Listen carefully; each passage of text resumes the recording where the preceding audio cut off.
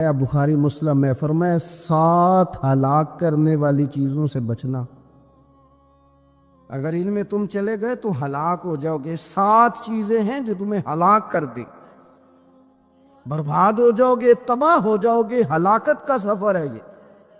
7 چیزوں سے بچو یا رسول اللہ صلی اللہ علیہ وسلم، وہ کون کون سی؟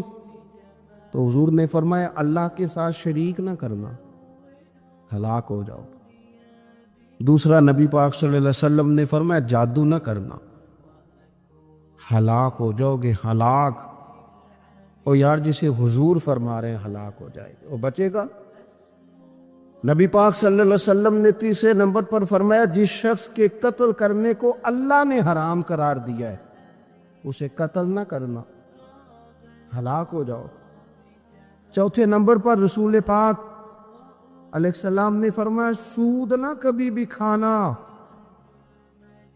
ہلاک ہو جاؤ گے، ہلاک۔ بڑی بڑی دلیلیں دی بینک والوں نے، بڑا سمجھایا تو حاجی صاحب مان گئے، محترم مان گئے، کہنے لگے نہیں جی نہیں، وہ کاروبار میں لگاتے ہیں۔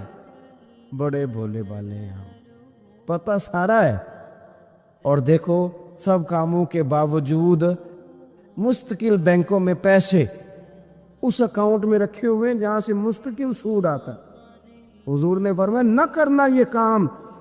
تو کہتا ہے میں سود پہ پیسے لے کے کاروبار چمکاؤں گا، تیرے نبی پاک نے تو فرمایا تو ہلاک ہو جائے گا۔ تو کہتا ہے میں میل لگاؤں گا، حضور نے تو فرمایا ہلاکت ہے۔ تو کہتا ہے میں بڑا کچھ کر جاؤں گا تو ہلاکت ہے۔ اچھی طرح سمجھ لیں، اصل مال بھی ضائع ہو جاتا ہے اس بندے کا جو سود کا مال ملا لیتا، اصل برکت بھی اڑ جاتی۔ اور میرے نبی پاک صلی اللہ علیہ وسلم نے 5ویں نمبر پہ فرمایا یتیم کا مال نہ کھانا، ہلاک ہو جاؤ گے، نہ کھانا ان کا مال۔ یہ کروڑوں ہو، اربوں ہو یا 10 روپے ہو، یتیم کا پیسہ نہ کھا جانا، ہلاک ہو جاؤ گے، ہلاکت تمہیں آ لے گی۔ اور پھر 6 نمبر پر نبی پاک علیہ السلام نے فرمایا کفر سے جہاد ہو رہا ہو تو کبھی پیٹھ پھیر کے بھاگنا نہ، ہلاک ہو جاؤ۔ اور 7ویں نمبر پر اللہ کے رسول نے فرمایا بے قصور اور بے گناہ عورت پر تہمت نہ لگانا، بلا وجہ بہو کے کھاتے نہ کچھ ڈال دے، بلا وجہ بھابھی اور بیوی اور کسی بھی خاتون پر کوئی الزام بے قصور عورت پر بہتان نہ لگانا۔ ایک تو بات ہے اسے مارنا، اور ایک یہ ہے کہ کوئی تکلیف دینا، اور ایک خالی اتنی بات کی کہ بہتان بھی نہ لگانا، اس پر الزام نہ لگانا۔ یعنی تم نے صرف بے قصور عورت پر الزام ہی لگایا تو حضور فرماتے ہلاک ہو جاؤ۔ یہ ہلاکت والا کام ہے۔ حضرت ابو محذورہ رضی اللہ تعالی 15 سال کے نوجوان تھے، رسول رحمت صلی اللہ تعالی علیہ وسلم مقام جارانہ پہ تشریف فرماتے۔ جو لوگ عمرہ کرنے جاتے ہیں نا، وہ جب جارانہ سے جا کے احرام باندھتے ہیں تو کہتے ہیں بڑا عمرہ کر رہے ہیں۔ تو حضور مقام جارانہ پر تشریف فرما تھے حنین سے واپسی پر۔ تو ظہر کا وقت ہو گیا تو نبی کریم علیہ السلام نے سیدنا بلال حبشی رضی اللہ تعالیٰ عنہ سے فرمایا اذان پڑھو۔ حضرت بلال نے اذان پڑھی تو 3-4 نوجوان نا بکریاں چرا رہے تھے، انہوں نے حضرت بلال کی نقلیں اتارنی شروع کر دی۔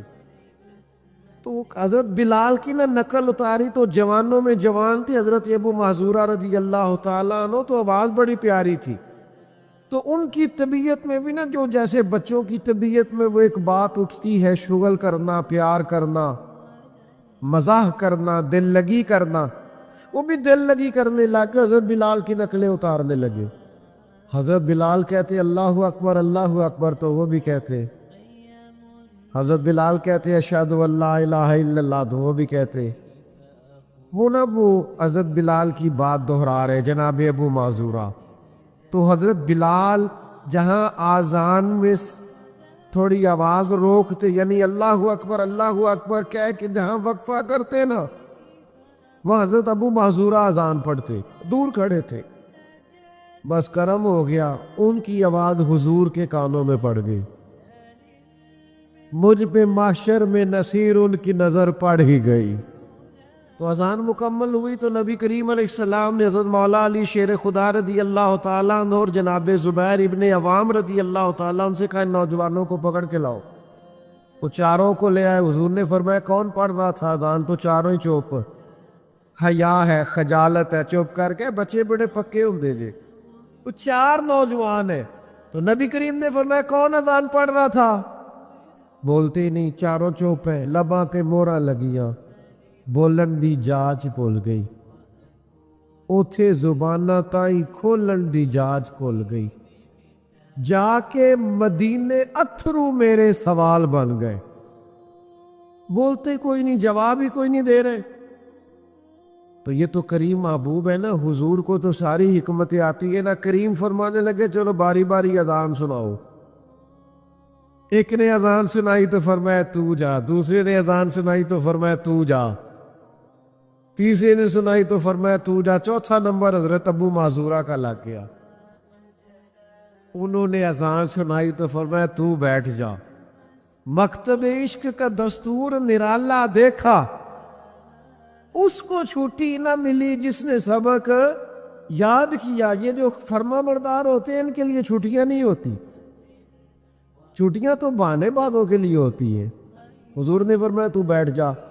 حضرت ابو معذورہ کہتے ہیں میں بڑا ڈر رہا تھا کہ میں نے حضرت بلال کی نقل اتاری ہے، غلط کیا ہے، مجھے نہیں ایسا دل لگی کرنی چاہیے تھی۔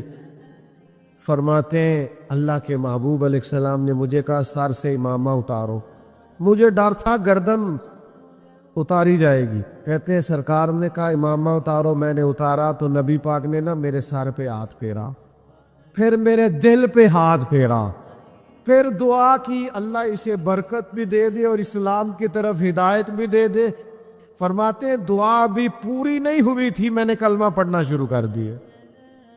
اجابت کا جوڑا، عنایت کا سہرا، دلہن بن کے نکلی دعائے محمد، اور اجابت نے جھک کر، یعنی قبولیت نے، اجابت نے جھک کر گلے سے لگایا بڑی ناز سے جب دعائے محمد صلی اللہ علیہ وسلم۔ فرماتے میں نے کلمہ پڑھ لیا، میں مسلمان ہو گیا۔ آپ ذرا دیکھو نظر جو پڑ گئی ہے، نظر جو پڑ گئی۔ سودا لینے کے لیے بازار گئے ہم، ہاتھ اس کے بکے جس کے خریدار گئے ہم، لیکن بس مجھ پہ محشر میں نصیر ان کی نظر پڑ ہی گئی۔ کہتے پتہ حضور نے کیا فرمایا؟ فرمایا سن نہ تو بلال کی نقلیں اتارتا ہے۔ یا رسول اللہ بات دل لگی کی۔ فرمایا سن پھر بلال مدینے کے مؤذن اور آپ مکے کے مؤذن۔ فرماتے میں بکریاں چرانے کے لیے گھر سے نکلا تھا، میں بکریاں چرانے آیا تھا، مدینے والے نے خانہ کعبہ کا مؤذن بنا دیا، میں کعبے میں اذانیں دیتا، مجھ پہ محشر میں نصیر ان کی نظر پڑ ہی گئی۔ سے ثبوت نہ پوچھو میں تھو، اے پلا نظر کرم قد ہوئی، اے میں جانا یا دل بر جانے، اے غیر نہ جانے کوئی، مجھ پہ محشر میں نصیر ان کی نظر۔ میں بکریاں چرانے آیا اور میں حرم مکہ کا مؤذن بن گیا۔ وقول انظرنا، محبوب ذرا نظر رکھیے گا، اگر نظر پڑ گئی نا پھر کمال ہو جاتا ہے۔ تیری ایک نظر کا کمال ہے اور میری زندگی کا سوال ہے۔ اگر نظر ہو جائے، اگر نظر ہو جائے، اگر نظر کرم سادہ بندہ، دیہاتی آدمی، کسی گاؤں کا رہنے والا، نبی پاک علیہ السلام کے لیے ترکاریاں، پھل، سبزیاں، دیہات کی سوغاتیں لے کے آتا، حضور انہیں شہر کے تحفے دیتے، بس پھر مجھ پہ محشر میں نصیر ان کی نظر پڑ ہی گئی۔ ایک دن حضور فرمانے لگے یہ ظاہر ہے یہ میرا دیہاتی ہے اور میں اس کا شہری ہوں، کہ ہم دونوں دوست ہیں، یہ میرا دیہاتی ہے، میں اس کا شہری ہوں۔ وہ نا دیہات سے کچھ چیزیں لاتے اور مدینہ طیبہ کے بازار میں بیچتے، صحابی ہیں، اور دیہاتی ہیں، سادے آدمی ہیں، بس حضور کی نظر پڑ گئی۔ اچھا یہ دیکھنا ذرا، وہ نہ سامنے کھڑے ہیں، سودا بیچ رہے ہیں، خرید رہے ہیں، دکان پہ، ریڑھی پہ، فروٹ والی پہ، سرکار نے دیکھ لیا۔ اب روایت کے لفظ یہ ہیں کہ حضور نہ آہستہ آہستہ قدم اٹھانے لگ گئے، جس طرح کو گہرا دوست نہیں پیچھے سے جاتا، آہستہ آہستہ قدم اٹھاتے حضور پیچھے پہنچ گئے، اور جا کے نا نبی پاک نے آنکھوں پہ ہاتھ رکھ لیا۔ کیا تیرے نصیب ہے، کیا تیرے مقدر ہے، کیا تیری شان ہے۔ ایسے لگتا ہے جیسے آسمان کے فرشتے بھی دروازے کھول کھول کے دیکھ رہے ہوں گے کہ یہ کیا منظر بنا۔ حضور نے نا آنکھوں پہ دست مبارک رکھا ہے، فرمایا پہچان بلا میں کون ہوں۔ تو ایک آدھ منٹ نا حضور کے دست مبارک پہ ہاتھ رکھا، جو کہنے لگے حضور مجھے سمجھ آ گئی ہے، مجھے سمجھ آ گئی۔ اب یہ دیکھو نظر کرم، یہ عطا دیکھو، یہ رنگ دیکھو، یہ پیار دیکھو۔ نبی کریم نے ان کا بازو تھاما اور حضور فرمانے لگے میں نے غلام بیچنا، کوئی خریدے گا؟ کتنا خوش قسمت ہے جس کا بازو پکڑ پکڑ کے لوگ بلند نہیں کرتے یہ جیت گیا ہے، یہ جیت گیا، اور جس کا بازو حضور تھام لے۔ میں نے بیچنا ہے، کوئی خریدے گا؟ تو پہلے حضرت ظاہر ہنس رہے تھے، پھر رو پڑے، کہنے لگے حضور نہ میں پڑھا لکھا، نہ میرا رنگ گورا، نہ مجھے کوئی کام آتا ہے، میرا روپ بھی نہیں، میرا رنگ بھی نہیں، میں نے یار منان دا ٹنگ بھی نہیں، حضور کون خریدے گا؟ تو پہلے حضور نے پیچھے سے ہاتھ تھاما ہوا تھا، پھر محبوب نے بازو ان کا پھیر کے اپنے سینے سے لگایا، فرمایا کیا کہا تو نے، کون خریدے گا؟ فرمایا لوگوں کی نظر میں تیری قدر ہو نہ ہو، رب کی نظر میں تیری بڑی قیمت ہے۔ بس مجھ پہ معاشر میں نصیر ان کی نظر پڑ ہی گئی۔ یہ نظر حضور کی پڑ جائے، یہ سرکار کا کرم ہو جائے۔ بعض لوگ کہتے ہیں جناب نظر کرم کیا ہوتی ہے؟ میں کہ دسی نہیں جانتی ہے، جدو ہو جائے ادو ہی پتہ لگتا جی۔ کچھ چیزیں ایسی ہیں جو دکھائی جاتی، یہ نہ ہو جائے تب بھی۔ وہ ایک بچہ رہنے لگ گیا تھا نا کسی بزرگ کے پاس، ان کا والد لینے آیا تو اس نے کہا پتر چل میں بڑے پیر ویکھے نے۔ کچھ لوگوں نے بڑے ویکھے ہوندے نے، گل بھی ٹھیک ہے، کیونکہ انہوں کا کام بھی صرف ویکھنا ہی ہوتا ہے، سیکھنا سکھانا نہیں ہوتا۔ ادھر ویکھیا، انہوں ہی ویکھیا، اتھے ہی ویکھیا۔ کچھ بندے سودا لین جاندے نے، کچھ ریٹ پتہ کرن جاندے نے۔ اس نے کہا پتر چل میں بڑے پیر ویکھے نے، ایتھے نہیں رہنا، چل چلیے۔ بچہ سیانا تھا، وہ مسکرا کے کہنے لگا ابا جی تساں تے بڑے ویکھے نے، تہانوں نہیں نہ کسے ویکھیا، ایک کدے کو تہانوں بھی ویکھ لیندا نا۔ مجھ پہ محشر میں نصیر ان کی نظر پڑ ہی گئی۔ یہ کبھی آپ کو بھی کو دیکھ لیتا تو آپ کو بھی مسئلے کی سمجھ۔ مسئلہ یہ ہے کہ آپ نے سب کو دیکھا ہے، آپ کو کسی نے دیکھا، وہ اگر دیکھ لے، وہ کبھی اگر دیکھ لے، اور وہ اگر کبھی نظر کرم کر دے۔ میرے اسا فرمایا کرتے تھے ہمیں ساری دنیا بھی بتائے نا معاذ اللہ کی حضور دیتے نہیں، ہم نہیں مانتے۔ سارے لوگ بھی جمع ہو کے کہیں نا معاذ اللہ کچھ نہیں دیتے تو ہم نہیں مانتے۔ کیوں؟ کہ ہمیں تو حضور نے دیا ہے۔ تجھے ملیا ہوئے انہوں کو منا سکتا ہے، وہ اندر نہیں مینوں ملیا میں تیری کیویں مان لاؤں، مجھے تو ملا ہے، مجھے دیا ہے۔ تو جب ملا ہے، جب دیا ہے، تو میں آپ کی بات کیسے مان لوں؟ یہ جو نظر کرم ہے، یہ جو نظر عنایت ہے، یہ جو نظروں میں رہنا ہے، یہ جو نظروں میں آنا ہے، یہ کمال ہے اگر کسی کو نصیب ہو جائے تو۔ 2-3 دن ہو گئے، حضرت ثابت بن قیس بن شماس انصاری صحابی رسول ہیں، 2-3 دن ہو گئے مسجد شریف میں نماز پڑھنے نہیں آ رہے۔ نبی پاک علیہ السلام نے فرمایا پتہ کرو کیوں نہیں آتے، بس نظر جو پڑ گئی، کیوں نہیں آ رہے پتہ کرو۔ تو صحابہ نے عرض کی یا رسول اللہ صلی اللہ تعالیٰ علیہ وسلم، ان کو نہ سکل سماعت کا عارضہ ہے، ذرا اونچا سنتے، تو جو آدمی اونچا سنتا ہے وہ بولتا بھی اونچا ہے، تو جب سے یہ آیت نازل ہوئی ہے نا، یا ایھا الذین آمنوا لا ترفعوا اصواتکم فوق صوت النبی، اے ایمان والو اپنی آوازیں نبی پاک علیہ السلام کی آوازوں سے اونچی نہ کرو. جب سے یہ آیت نازل ہوئی ہے تو انہوں نے تو اپنے آپ کو گھر میں قید کر لیا ہے. وہ سمجھتے ہیں میں اونچا بولتا تھا کہیں میرے بارے میں تو نہیں آ گئی. تو بس نظر جو ہو گئی تھی. حضور نے فرمایا بلا کے لاؤ. تو صحابی بلانے گئے. کہا چل تجھے حضور نے بلایا تے جے محبوب بلاوے ایک دم تے سر نو پیر بنائیے. اس سر منگے تے سر دے دئیے، کدے بھی دیر نہ لائیے تے یار دا کدے بھی گلا نہ کریے، پاواں سینک دے ہی مر جائیے. سجنا یہاں تے لائیے ہی نہ، جے لائیے تے توڑ نہیں پائیے. حضور نے بلایا ہے، دوڑے آئے. محبوب نے فرمایا کیا ہوا یا رسول اللہ، میں ہی اونچا بولتا. تو فرمایا تو بھولا آدمی ہے. اب دیکھو وہ حضور کے ادب میں رو رہے ہیں تو کریم کی نظر ہو گئی. تو حضور نے 3 بشارتیں عطا کی. فرمایا 3 خوشخبریاں سن، تیری زندگی عزت والی گزرے گی، موت شہادت کی ملے گی، اور اللہ بغیر حساب کے جنت عطا کرے گا. بس نظر جو پڑ گئی. صحابہ فرماتے ہیں وہ 3 خوشخبریاں ملی، ہر بندہ ان کی عزت کرتا تھا، کیونکہ عزت حضور کی نظر کرم سے ملی ہے. فرماتے ہیں حضرت صدیق اکبر کے زمانے میں مسلمہ کذاب کے خلاف لڑتے ہوئے شہادت سے وصال فرمایا.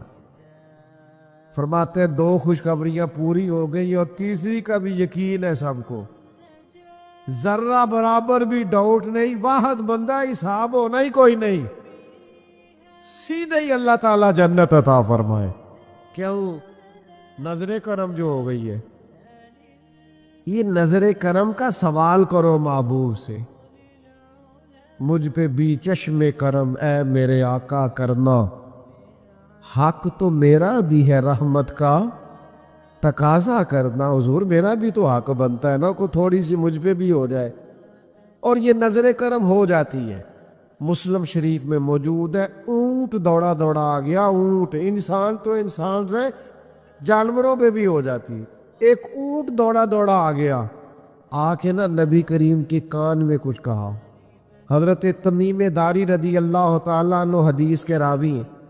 فرماتے اس نے حضور کے کان مبارک میں کچھ کہا تو حضور نے نا اس کی گردن پہ دست شفقت دے رہا.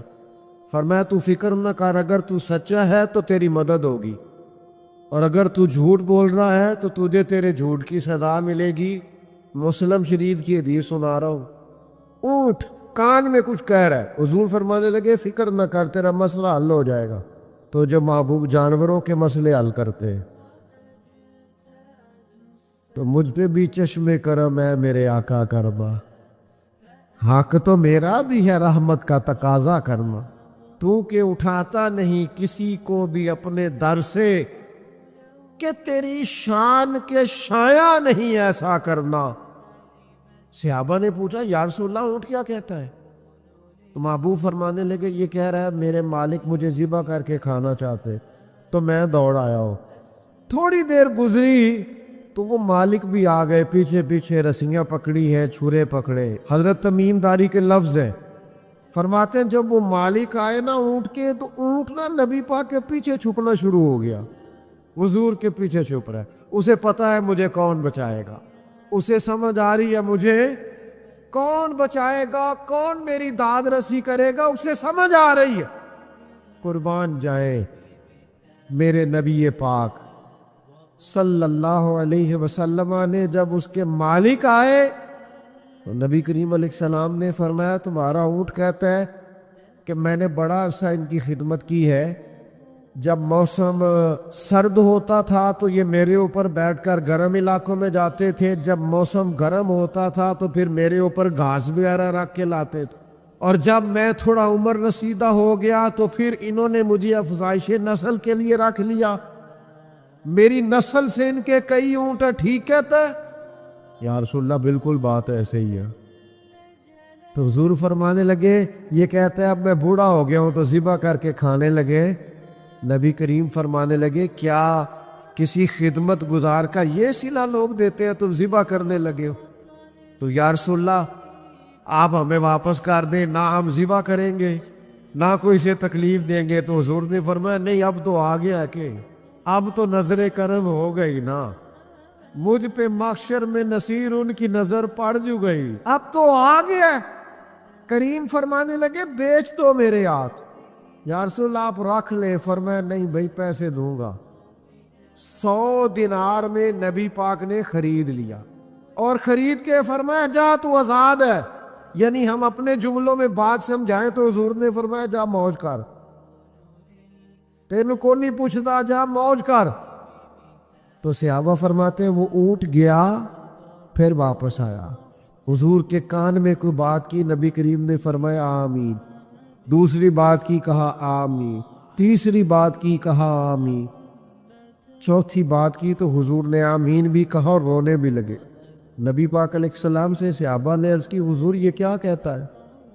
تو حضور فرمانے لگے اس نے پہلی دعا یہ دی ہے کہ یا رسول اللہ اللہ تعالیٰ آپ کو قرآن اور اسلام کی طرف سے بہترین جزا دے. تو میں نے کہا ہے آمین. پھر اس نے کہا ہے یا رسول اللہ اللہ آپ کی امت کو دوزخ سے بچائے. میں نے کہا ہے آمین. پھر اس نے کہا یا رسول اللہ جس طرح آپ نے میرا خوف دور کیا ہے میری دعا ہے اللہ آپ کی امت کا خوف دور کرے. تو میں نے کہا آمین. پھر اس نے چوتھی دعا کی ہے اور میں رو پڑا ہوں. اس نے دعا کی ہے یا رسول اللہ اللہ کرے آپ کی امت آپس میں جنگ و جدال نہ کرے. عرب کے لوگ جو تھے وہ بڑی بڑی وہم کا شکار تھے، بڑی بڑی اوہام پرستی کا شکار تھے. یہ آج کل بھی وہم بہت زیادہ ہے نوجوانوں میں، یعنی کوئی فیصلہ پکا ہے ہی نہیں، کوئی پکی بات ہی نہیں کرتے، یہ کر لوں کہ نہ کروں، اگر آپ کہتے ہیں تو کر لیتا ہوں، ویسے اس میں فلانی کمزوری بھی ہے، اور اگر میں نے نہ کیا تو فلاں مشکل بھی ہے. بھئی جس بندے نے قوت فیصلہ ہی نہیں پائی، اس نے ارادہ ہی پکا نہیں کیا کہ اس نے کدھر جانا ہے، تو وہ سفر کیسے کرے گا؟ سفر تو اس بندے کا مکمل ہوتا ہے جو سفر شروع کرتا ہے. عرب کے لوگ بھی بڑے بڑے اوہام پرستی کا قائل تھے. وہ جب قربانیاں کرتے تھے تو ان کا گوشت لا کے کعبے کی دیواروں کے ساتھ ملا کرتے تھے. یہ قبولیت کی علامت ہے. سارے کپڑے اتار کے کعبے کا طواف کرتے تھے. جب احرام باندھ لیتے، حج عمرے کا ارادہ کرتے تو دروازوں سے داخل نہیں ہوتے تھے. وہ کہتے تھے کہ دروازے گناہگار ہیں اور ہم چونکہ اب نیک کام کر رہے ہیں لہذا اوپر سے ہو کے آئیں گے.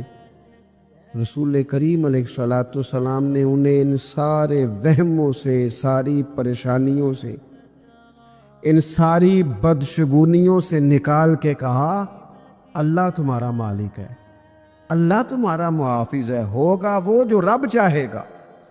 ذرا سی بات پہ سہم جانا، ذرا سی بات پہ ڈر جانا. حضور نے لوگوں کو قوت فیصلہ عطا کی، اور اتنی بڑی قوت فیصلہ حضور نے دی کہ کل تک جو فیصلہ کر نہیں نہ پا رہے تھے، آج انہوں نے اس طرح کے فیصلے کیے کہ اپنی ساری کی ساری اولادیں لے کر وہ میدانوں میں کھڑے ہو گئے. وہ ڈٹ گئے کہ ہم نے کفر کے مقابلے میں جہاد کرنا ہے. انہوں نے طے کر لیا کہ حق کیا ہے، سچ کیا ہے. نبی پاک علیہ السلام نے ہمیں عقیدہ توحید دیا اور وہ طے کر کے دیا ہے نبی پاک نے. سجدہ سوائے اللہ کے کسی کو جائز، اگر کوئی عبادت کی نیت سے کرتا ہے تو سجدہ کفر ہے، اور اگر تعظیم کی نیت سے کرتا ہے تو حرام ہے. اعلیٰ حضرت بریلوی رحمۃ اللہ علیہ نے 50 کے قریب دلائل کتاب و سنت سے اور 100 سے زیادہ دلائل فقہ اور اصول فقہ سے بیان فرمائے ہیں کہ کسی اور کے لیے تعظیمی سجدہ بھی حرام ہے. نبی پاک علیہ السلام تشریف فرما تھے تو کچھ جانوروں نے آ کے حضور کے قدموں پہ سجدہ کیا. پیش نظر ہے وہ نوبہار، اور سجدے کو دل ہے بے قرار، روکیے سر کو روکیے، یہی تو امتحان ہے۔ کچھ جانوروں نے جب سجدہ کیا تو صحابہ عرض کرنے لگے یا رسول اللہ صلی اللہ تعالی علیہ وسلم ہمارا بھی دل کرتا ہے۔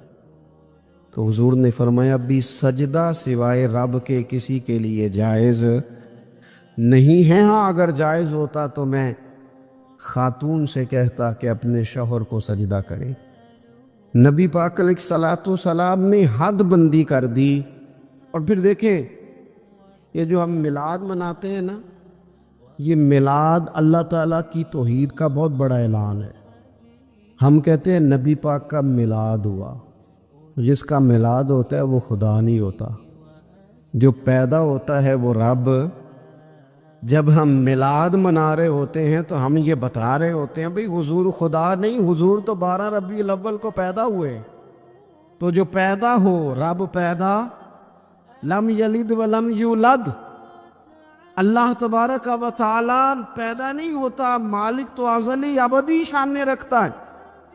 اس لیے عقیدہ توحید بندے کو مضبوط کر دیتا ہے۔ انسان جب عقیدہ توحید والا ہو جاتا ہے، اور نبی پاک علیہ السلام دنیا میں رب کی طرف بلانے آئے، وداعیا الی اللہ باذنہ وسراجا منیرا، حضور نے لوگوں کو اللہ کی جانب دعوت دی۔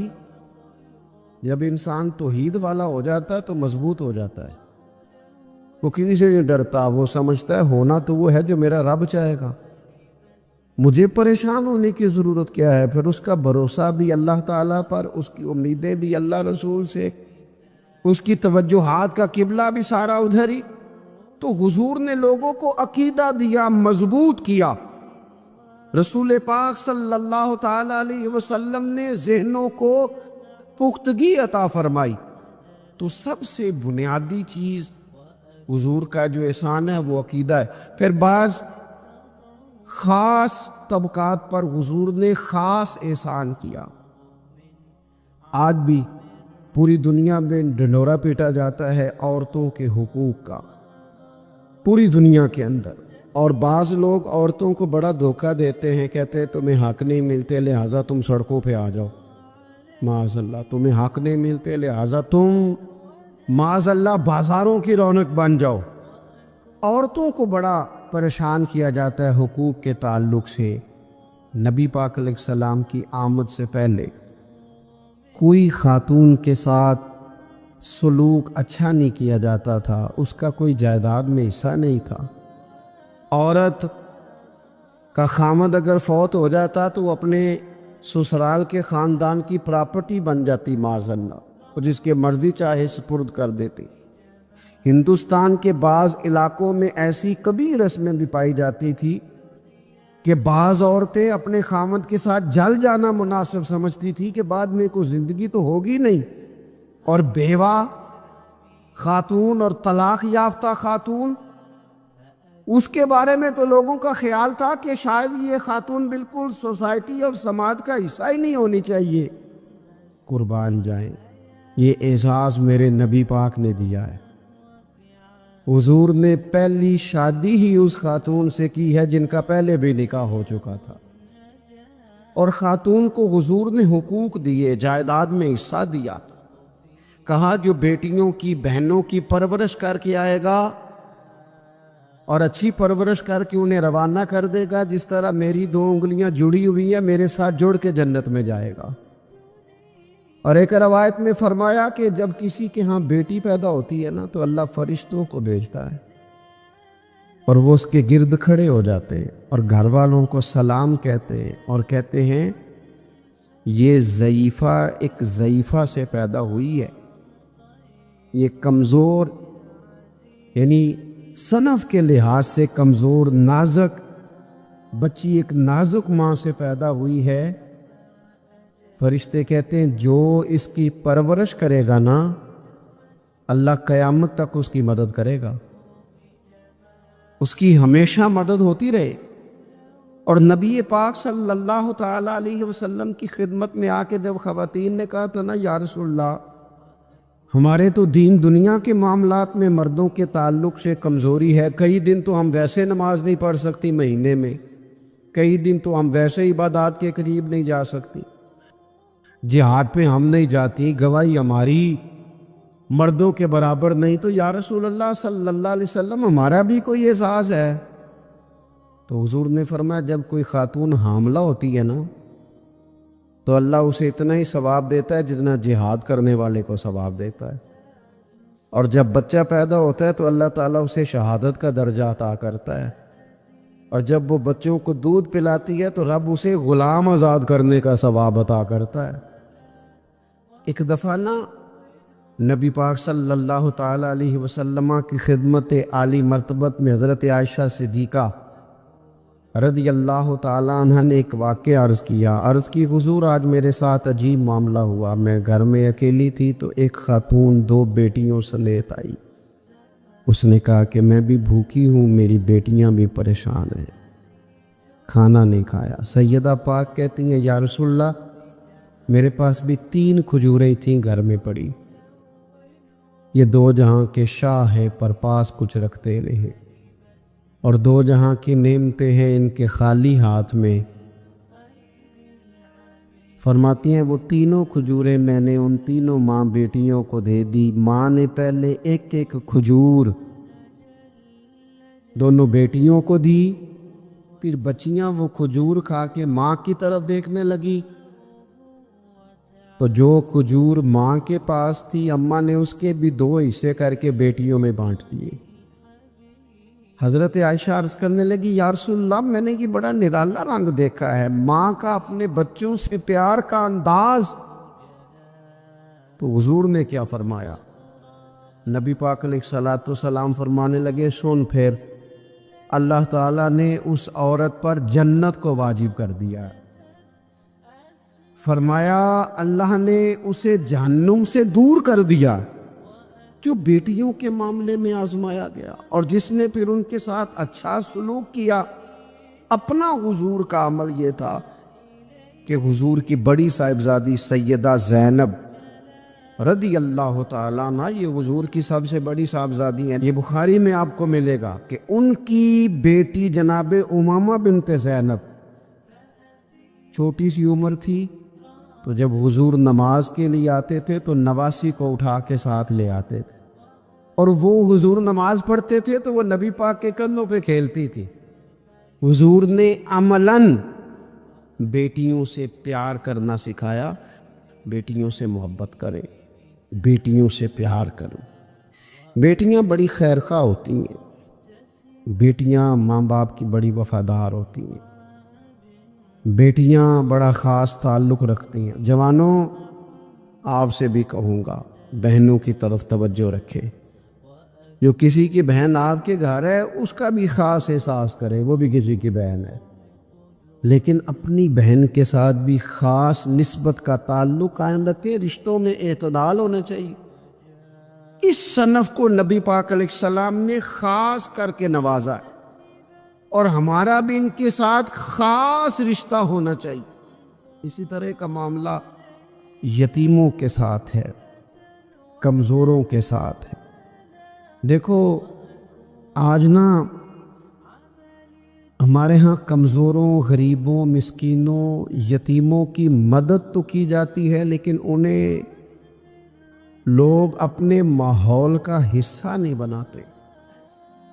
یعنی کبھی گئے تو غریبوں میں آٹا بانٹ آئے، کبھی گئے تو غریبوں میں جا کے کپڑے تقسیم کر رہے، کبھی گئے تو غرباء کو کچھ وقتی طور پر کچھ ضروریات زندگی دے دی، کبھی عیدیاں بانٹ دی، کبھی سیلاب زدگان میں چلے گئے.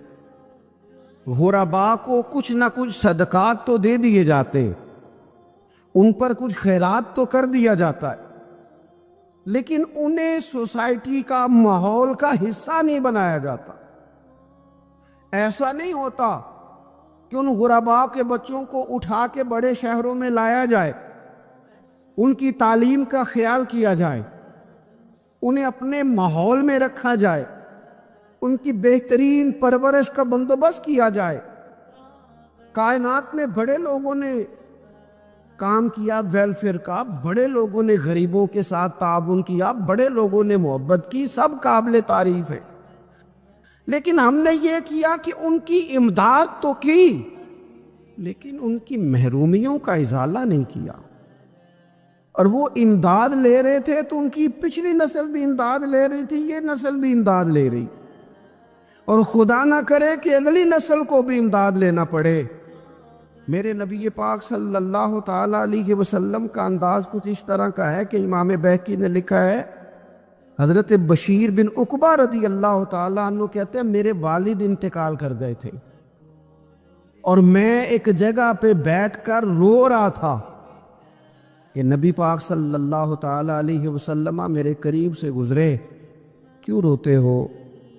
یا رسول اللہ میرے والد کا انتقال ہو گیا، میری والدہ رخصت ہو گئی۔ تو یہ ہمیں حضور نے سبق دیا ہے، یہ یتیموں غریبوں کا خیال رکھنے کا یہ بھی ایک نقطہ، یہ بھی انداز ہے۔ کائنات کا بڑے سے بڑا درد دل رکھنے والا بندہ یہاں تک نہیں جا سکتا جو میرے رسول کریم نے بیان فرمایا۔ کہتے ہیں نبی پاک علیہ السلام فرمانے لگے، بشیر بن عقبہ کیا تو اس بات پر راضی نہیں کہ میں تیرا باپ ہوں اور عائشہ تیری ماں ہو؟ آنا تجھے ہم شامل کر لیں اپنے گھرانے میں، آ جانا، مکمل تیرے معاملات کا خیال کیا جائے، تو آ جا۔ اتنا بڑا درجہ نبی پاک نے تو حضرت سلمان فارسی کے بارے میں بھی فرمایا کہ میں نے انہیں اپنی اہل بیت میں شامل کر لیا۔ رسول اللہ صلی اللہ تعالیٰ علیہ وسلم غرباء کے لیے، مساکین کے لیے، یتیموں کے لیے، ناداروں کے لیے جو خاص احسان بن کے آئے، وہ یہ والا لہجہ نہیں کہ ہم مطمئن ہو گئے کہ ٹھیک ہے ہم گئے تو تھے، اتنے پیکٹ بانٹ تو آئے، اتنا کچھ ہم نے دے تو دیا، فلانا کام کر تو لیا، اور ویسے وہ بھی کب تک کیا جب تک خبریں تیز تھی۔ ہمارے ملک میں سیلاب آیا، میڈیا نے خبر دی، شور ہوا، لوگوں نے بڑی کوشش کی، الحمدللہ بڑے اچھے جذبات کا اظہار کیا، ڈھیر سارے لوگ وہاں گئے۔ میں آپ سے پوچھتا ہوں کہ کیا سیلاب زدگان سارے اپنے اپنے گھروں میں چلے گئے؟ ان کے گھر بن گئے؟ لیکن ہمارے جذبے کیوں ٹھنڈے ہو گئے؟ اس لیے کہ خبریں ٹھنڈی ہو گئی۔ ہم تو چلتے ہیں ٹرینڈ کے ساتھ کہ آج کل ٹرینڈ کیا ہے، اگر خبر ادھر کی ہے تو ذوق ادھر کا ہے، خبر ادھر کی ہے تو ذوق ادھر کا ہے۔ دیر پا کام کرنا اور خاص جذبات پیدا کرنا ان لوگوں کے لیے۔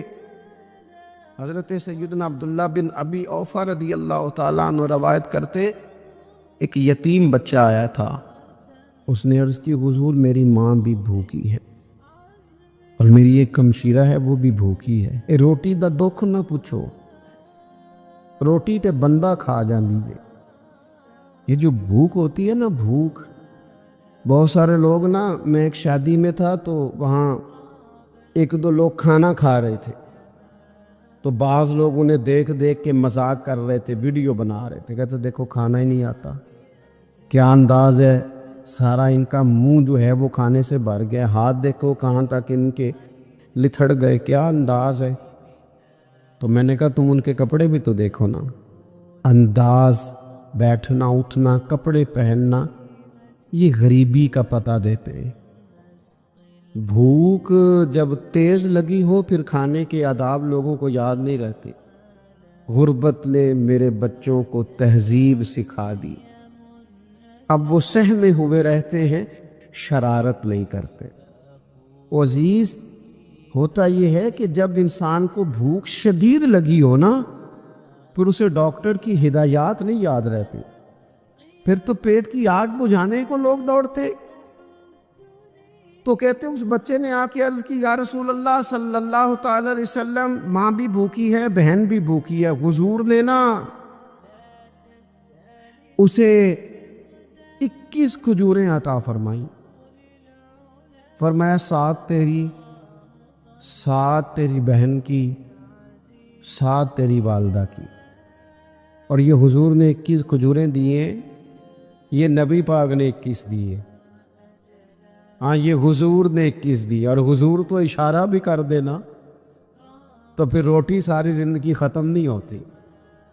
وہ حضرت ابو ہریرہ کو بھی ملی تھی، فرماتے ہیں میں کئی سال کھاتا رہا، 1 کلو کھجوریں تھی پر ختم ہی نہیں ہوئی۔ 21 کھجوریں حضور نے دیں۔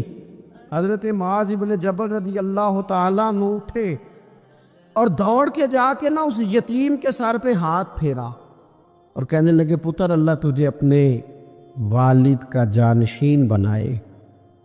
تو حضور فرمانے لگے معاذ یہ تم نے کیا کیا؟ عرض کی حضور اس بچے کی بات سن کے میرا دل بھر آیا ہے، محبت نے انگڑائی لی ہے تو میں نے یتیم کے سر پہ ہاتھ پھیرا ہے۔ یہ دیکھو حضور کا رشتہ۔ نبی کریم فرمانے لگے سن پھر جس نے کسی یتیم کے سر پر محبت سے ہاتھ ہی پھیر دیا نا تو اللہ ہر بال کے بدلے اسے ایک نیکی بھی عطا کرے گا، ایک گناہ بھی معاف کرے گا اور ایک درجہ بھی بلند فرمائے گا۔ چلو ہاتھ ہی پھیر دیا، تو نے کچھ تو کیا یتیم کے ساتھ، تیرا کوئی تو اس سے رشتہ ہوا۔ اور تیسرا طبقہ ہے غلاموں کا، مسکینوں کا، غریبوں کا۔